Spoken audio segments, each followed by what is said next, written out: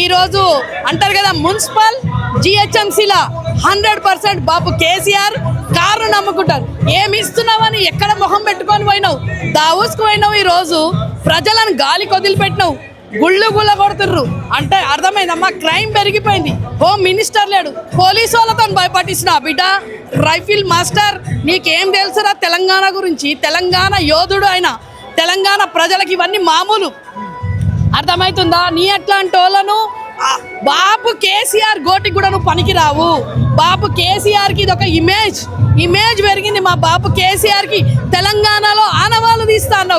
రేవంత్ రెడ్డి ఆనవాళ్ళు కదా కదా, నీ అట్లాంటి వాళ్ళను దుమ్ములో ఎగిరిపోతారు. వస్తావా రావా దావూస్ నుంచి అది చూసుకో ముందు. బాబు మీద పెట్టడం కాదు, ఒక తెలంగాణ తెచ్చిన యోధుడైన ఆ యోధుడు ఈరోజు తెలుగు ముఖ్యమంత్రి మీద నువ్వు పెట్టినావు కదా. నువ్వు అంటారు కదా 1000 అడుగులకు నేను బొంద పెడతారు తెలంగాణ ప్రజలు, గుర్తుపెట్టుకో. భయమా బిడ్డ? నువ్వు ఉరికిపోయినవురా, నువ్వు ఓటుకు నోటు దొంగవు, నువ్వు భయపడతావు. ఆ భయం అనేది కాదు, భయం అంటే చూపిస్తాం బిడ్డ, భయం అంటే ఏంటో నీకు చూపిస్తాం. మళ్ళా మేమే వస్తాం. భయం అంటే అప్పటి వరకు నీ బొంద దవ్వుకొని పెట్టుకుంటున్నావు. అప్పటి వరకు వీడి పైసా జమ చేసుకున్నా 3 లక్షల కోట్లు ఎక్కడ పెట్టినావురా నువ్వు?